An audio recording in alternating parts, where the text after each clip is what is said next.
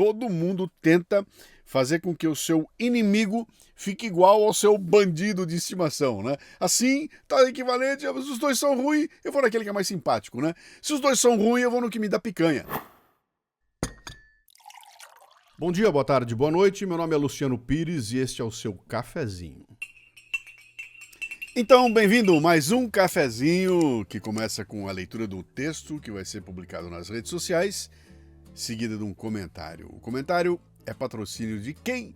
Da Sinapse Soluções. A Sinapse Soluções é especialista em levar automação para máquinas, indústrias, secadores de grãos e também no controle de temperatura de silos e armazéns. Eu fui visitá-los em Campo Grande e pude ver a base sólida em engenharia elétrica e no desenvolvimento de software dos caras, meu. Com uma equipe engajada e super qualificada, a Sinapse mergulha dentro dos problemas dos clientes para criar soluções personalizadas. De aplicativos para celular até sistemas completos de gestão de dados, tudo pensado para atender exatamente o que cada cliente precisa. Na Sinapse, os desafios são vistos como oportunidades para inovar. Confira lá no @Sinapse Soluções, onde a inovação e excelência se encontram. Assisti ao primeiro debate Trump e Biden em junho de 2024. Foi numa campanha pré-atentado, era outra campanha, né? E a minha conclusão foi a seguinte.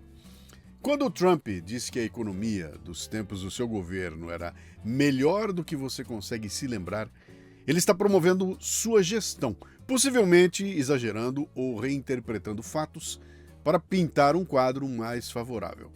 Ele está vendendo uma ideia, tentando convencer as pessoas de que sua versão da realidade é a correta, mesmo que isso envolva distorcer a memória pública ou então alguns dados reais. Esse tipo de comportamento é comum em campanhas políticas, onde os candidatos frequentemente destacam suas conquistas e minimizam seus fracassos para ganhar apoio. Por outro lado, quando Biden aponta o dedo para Trump e diz que Hitler está ressurgindo, isso implica algo muito mais grave. Comparar um oponente político a Hitler é uma forma de gaslighting, uma prática psicológica que manipula a percepção da realidade das pessoas. Tem o Café Brasil inteiro sobre isso, o 863 Gaslighting. O gaslighting trata de fazer com que as pessoas duvidem de seus próprios julgamentos e da realidade ao seu redor. Quem faz o gaslighting frequentemente usa medos profundos e emoções fortes para manipular os outros. Quando Biden faz a comparação de Trump com Hitler, ele está evocando um dos piores exemplos de maldade da história para incitar medo e pânico, sugerindo que o perigo é iminente e extremo. Essas duas abordagens não são equivalentes.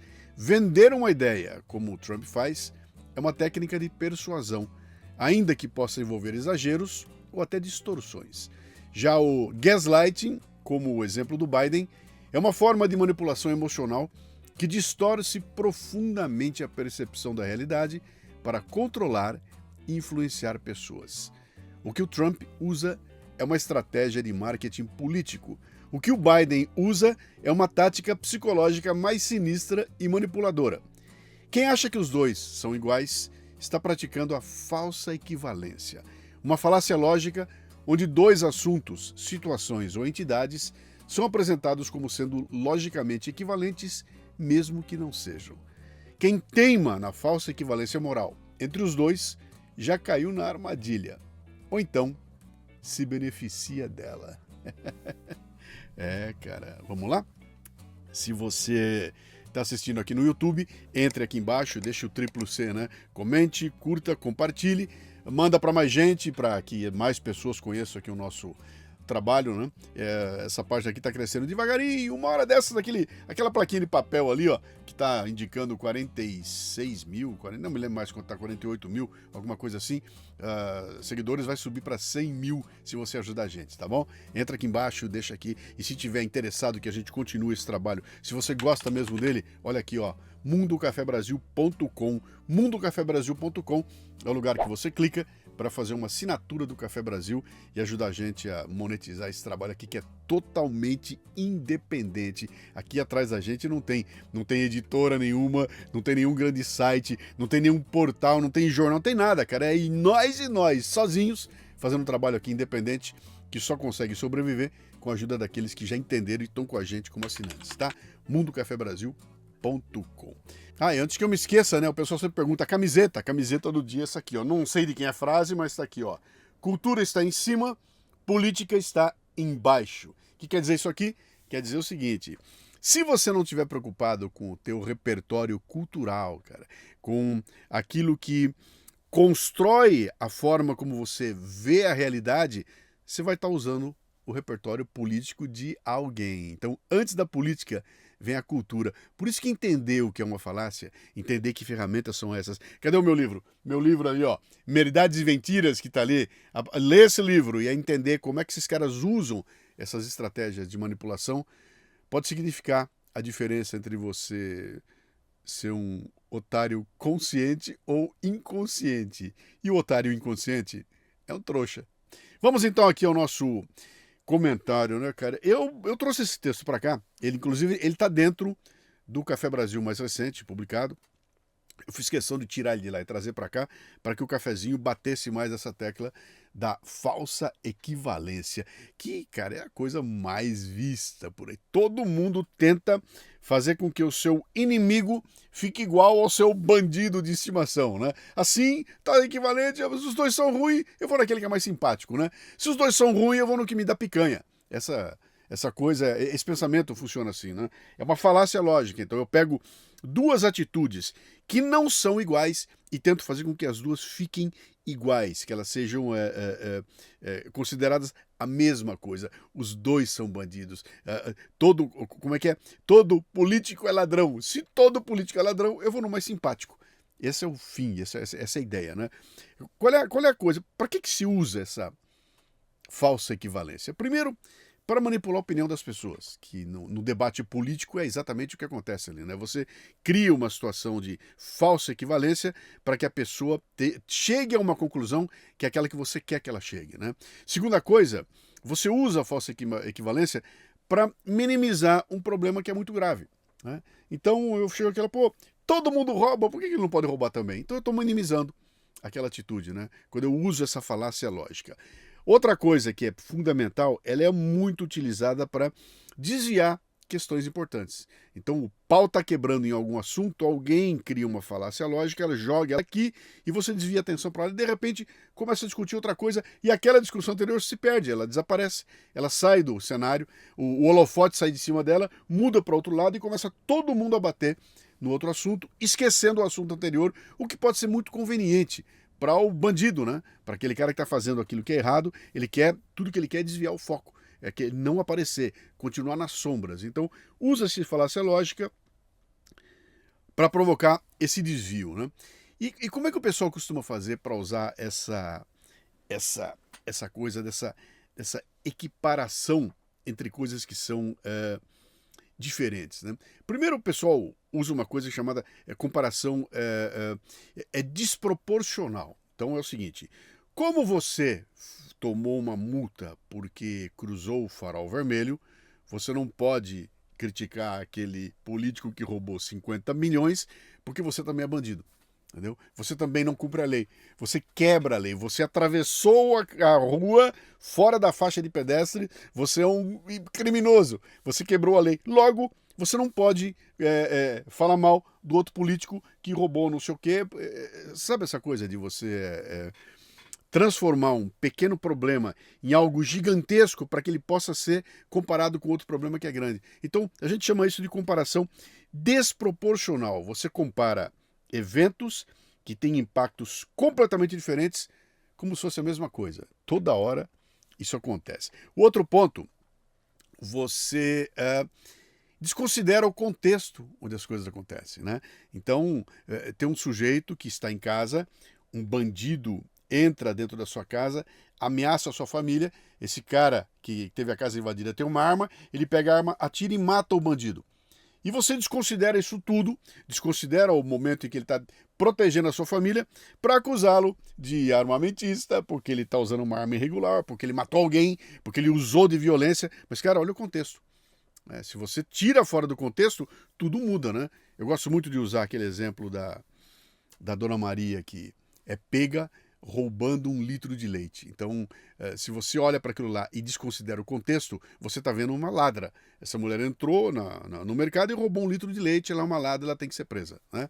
Aí você vai olhar o contexto. Pô, ela roubou 1 litro de leite porque seus filhos estão passando fome, estão sem ter o que comer em casa. A mãe desesperada roubou 1 litro de leite. Tem até lei para isso, furto famélico, né? Quando você entende o contexto, você muda a ideia que você está tendo sobre as coisas. No pessoal que está fazendo essa equiparação, essa equivalência moral, não interessa contexto, cara. Tira do contexto e você traz para primeiro plano a atitude, a ação em si, e trata como se fossem iguais, né? Um teve preso, outro também teve preso, mas, cara, um ficou preso 580 dias, o outro ficou preso 1 semana, enquanto estavam manipulando as coisas. Cara, não é a mesma coisa, né?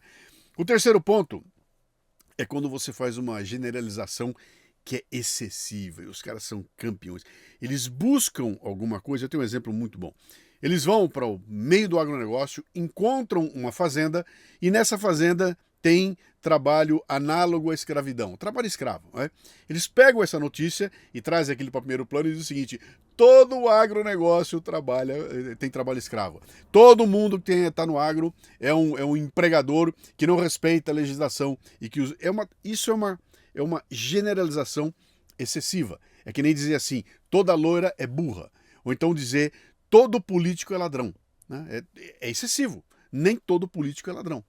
Então, quando você usa isso aqui, você amplia, você pega o foco numa pequena coisa atrás e diz o seguinte: isso aqui é assim para todo mundo, né? Então, eu tenho um sujeito que é violento, ele é um animal, o cara é uma figura perigosíssima, e esse cara voltou no político X, voltou no Bolsonaro.